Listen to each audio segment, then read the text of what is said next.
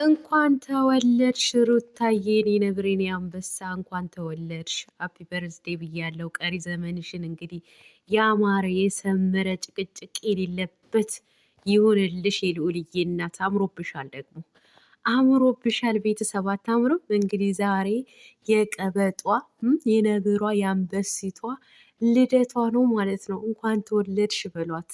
እንኳን ተወለድሽ የልዑልዬ እናት፣ እንኳን ተወለድሽ በሏት። መልካም ምኞታችሁን ተመኙላት። እንግዲህ እንደዚህ እምር ፍክት ብላ በቲክቶክ ጥልቅልቅልቅልቅ አድርገዋለች ማለት ነው። በድጋሚ ሩታዬ እንኳን ተወለድሽልን የኛ ጀግና የኛ አንበሳ ማለት ነው።